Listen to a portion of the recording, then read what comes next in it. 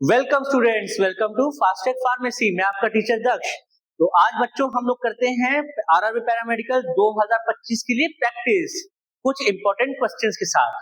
ठीक है, तो आओ हम लोग पहले आते हैं अपने पहले क्वेश्चन पे, जो कि है what is the primary risk of using open air burning और incineration without proper controls for biomedical waste. देखो बच्चों, इसका क्वेश्चन का मतलब क्या है कि जो खुले में जो हम जलाते हैं, ठीक है, बायोमेडिकल वेस्ट को, उसका प्राइमरी रिस्क क्या होता है।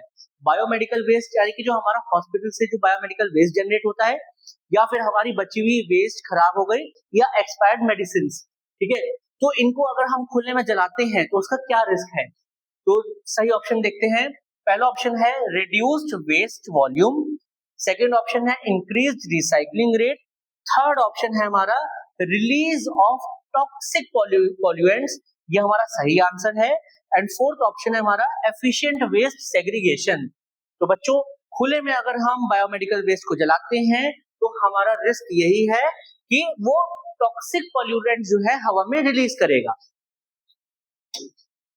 तो आते हैं हम लोग अपने नेक्स्ट क्वेश्चन पे, जो कि है हमारा increased rate of respiration about 20 breaths per minute is called, ठीक है, hyperventilation, option A, option B apnoea, option B tachypnoea and option D bradypnoea. तो बच्चों, अगर हमारा जो रेस्पिरेशन रेट है वो 20 ब्रेथ से ज्यादा है पर मिनट, तो उसको हम कहेंगे टैकिपनिया। ये हमारा सही आंसर है। अब आते हैं हम लोग क्वेश्चन थर्ड पे है, जो कि हमारा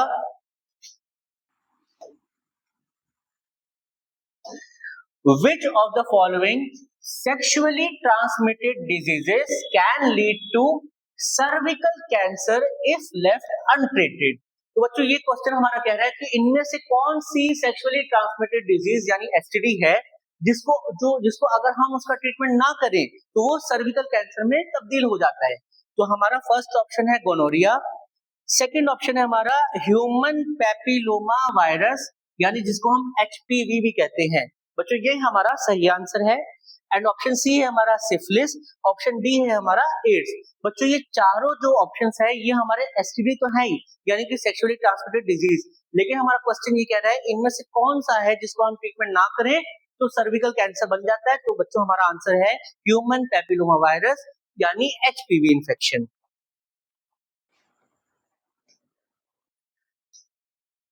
तो बच्चों, हमारा फोर्थ क्वेश्चन है which of the following is an example of biodegradable solid waste. तो इन हमारे ऑप्शंस में से कौन सा बायोडिग्रेडेबल सॉलिड वेस्ट है हमारा। तो हमारा पहला ऑप्शन है वेजिटेबल पील्स, जो कि हमारा सही आंसर है। ऑप्शन बी है हमारा एल्यूमिनियम कैन, ये बायोडिग्रेडेबल नहीं होता। ऑप्शन सी है हमारा ग्लास जार, ये भी बायोडिग्रेडेबल नहीं होता। ऑप्शन डी है हमारा प्लास्टिक बॉटल, ये भी बायोडिग्रेडेबल नहीं होता। बायोडिग्रेडेबल यानी कि जिसको हम मिट्टी में गाड़ दें या छोड़ दें तो वो अपने आप सड़ जाता है, मिट्टी में मिल जाता है। तो ऑप्शन हमारा करेक्ट आंसर है vegetable peels. So our next question is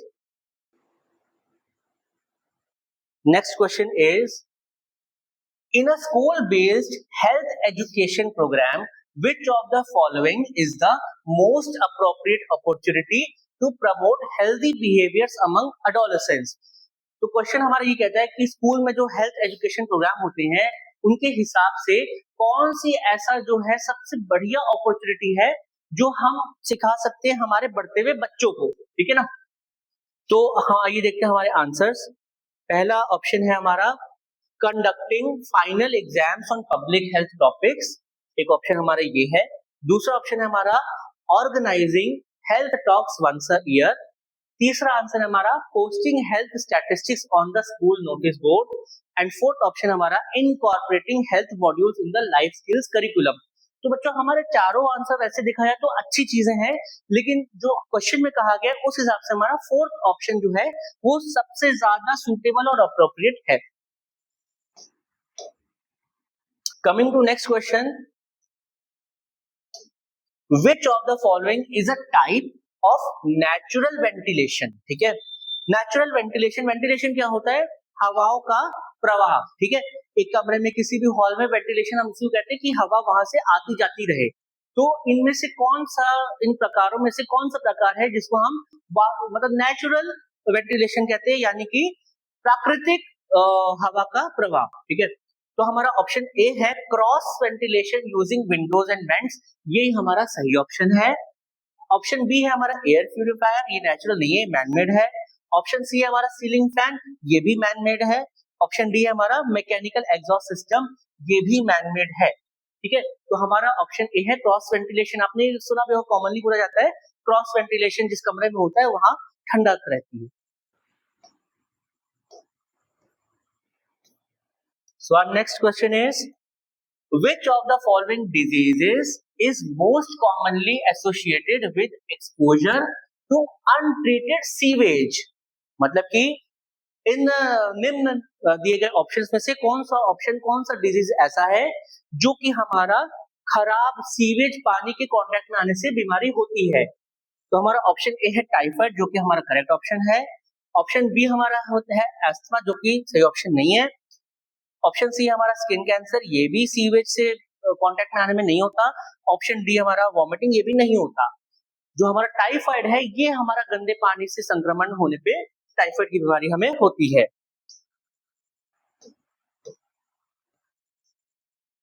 next question is, what is the main difference between disinfectants and pesticides? तो बेसिकली पूछा गया है जो पेस्टिसाइड्स होते हैं और जो डिसइंफेक्टेंट्स होते हैं उनमें मेन डिफरेंस होता क्या है।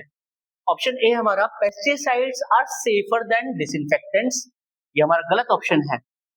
Disinfectants are used only outdoors, ये भी गलत ऑप्शन है, घर में भी यूज होता है। Pesticides are used on humans, no कभी नहीं, ये हमारा खेती में यूज होता है। Disinfectants target micro organisms, pesticides target pest like insect and rodents, ये हमारा करेक्ट आंसर है। तो डिसइंफेक्टेंट जो है जैसे फिनाइल, डेटॉल, ये हमारा जो है लाइजोल, ये हमारा घर में यूज होता है जनरली, और ये माइक्रो ऑर्गेनिज्म जर्म्स पे यूज करते हैं। लेकिन जो हमारे पेस्टिसाइड्स होते हैं वो कीड़े मकोड़ों पे होता है, वो कीटनाशक होता है, ठीक है। ये हमारा करेक्ट आंसर है। So our second last question is, the CD4 count in a person with AIDS is typically what? तो अगर कोई पर्सन है जिनको एड्स है, उनके अगर CD4 काउंट उनमें क्या बताता है, किस चीज को डिपिक्ट करता है। ऑप्शन ए है 2000 सेल्स पर मिलीमीटर क्यूब और हायर, ये हमारा गलत ऑप्शन है। Less than 200 cells per millimetre cube, ये हमारा करेक्ट आंसर है। ऑप्शन सी हमारा between 500 and 800 cells per millimetre cube, ये हमारा रॉन्ग आंसर है। ऑप्शन डी हमारा greater than 1000 cells per millimetre cube, ये हमारा रॉन्ग आंसर है। Our correct answer is 200 less than 200 cells per millimetre cube हमारा CD4 काउंट होता है। So friends, coming to our last question for today,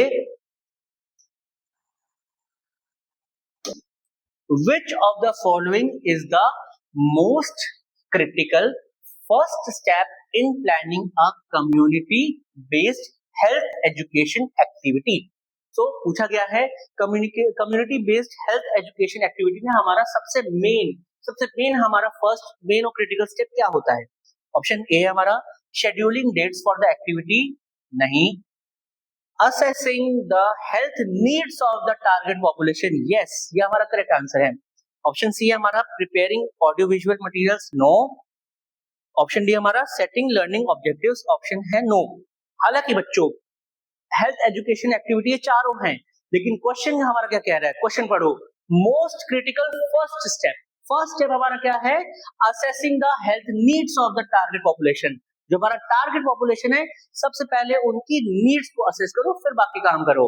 तो बच्चों मिलते हैं नेक्स्ट प्रिपरेशन लेक्चर में, ध्यान रखिए। जय हिंद, जय भारत।